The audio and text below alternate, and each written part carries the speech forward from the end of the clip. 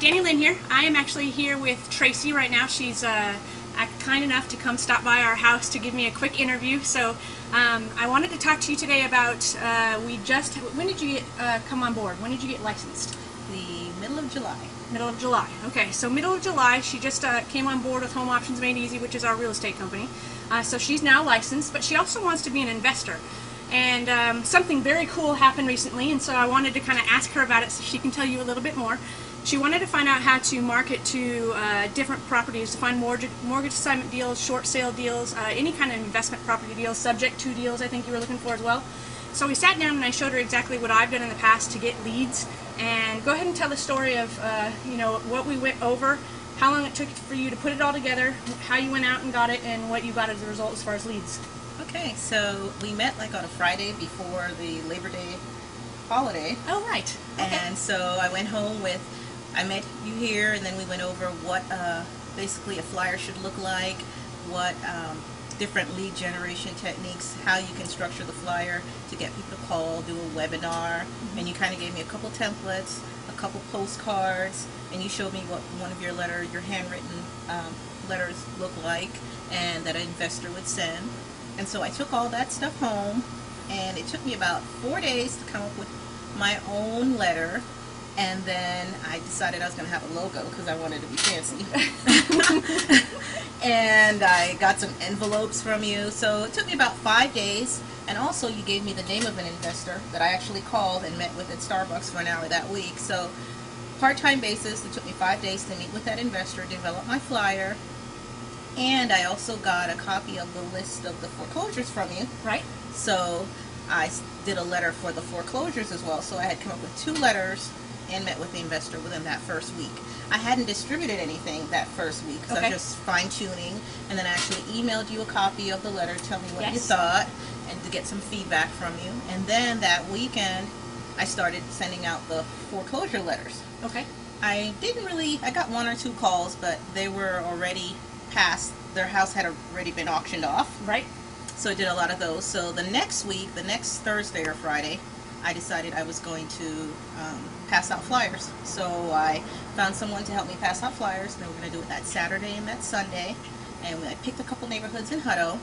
And on the Saturday, we passed out flyers for 2 hours. Okay. And on the Sunday, we passed out flyers for 2 hours as well. Okay. The first day we passed out flyers, I got a call before I even got back in my car, in the AC. Awesome.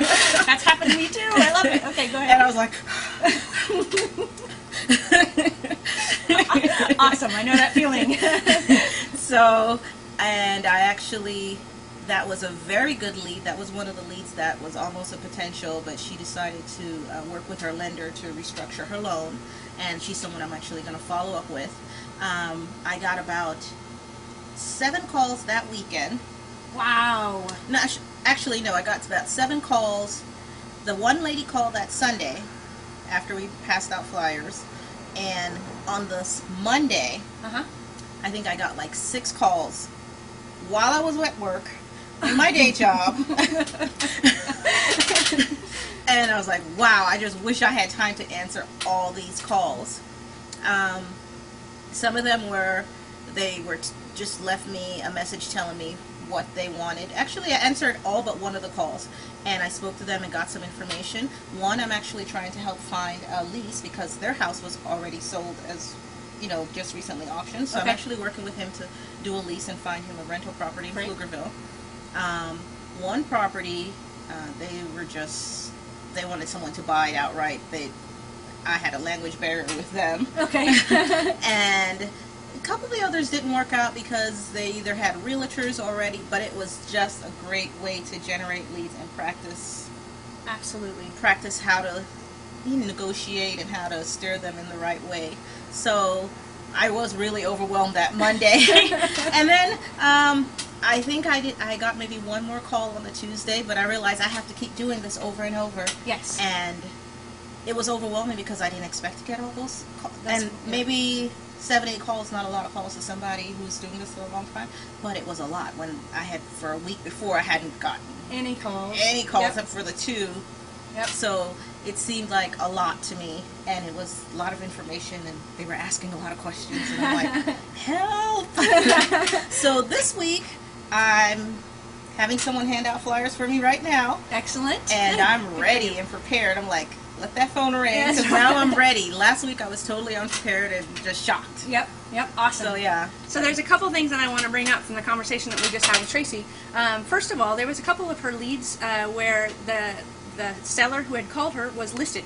So what's important to know about that is that both Tracy and I are licensed, so legally we cannot talk to that seller. As soon as we know that they're listed, well, I mean, we always have to let them know and disclose to them that we're a licensed realtor, but as soon as we know, especially that they're listed with another realtor, we just have to shut off that conversation and maybe refer them to an investor. So I actually just introduced Tracy to an investor partner of ours that's hopefully going to help us out in those situations. But that's 2 leads, right? Was it 2? Yeah. So that's 2 leads right there out of the 7 that she couldn't actually talk to and might turn into a deal. So that's important to know. One of the other things is that the one deal where the seller is actually working on a loan modification, I actually think that'll turn into a deal. I told her to let it bake and to keep in touch with her every 30 days.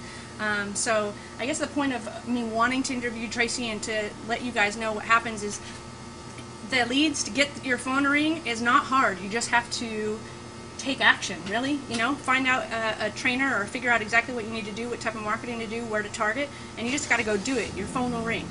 So I just wanted to kind of use Tracy as an example because she was completely overwhelmed and she called and said, can you take some of these leads? So I thought that was hilarious, and she does this part-time right now. So it's a fantastic, you know, experience, and I just wanted to share it with you. And anything else that you have to say, Tracy?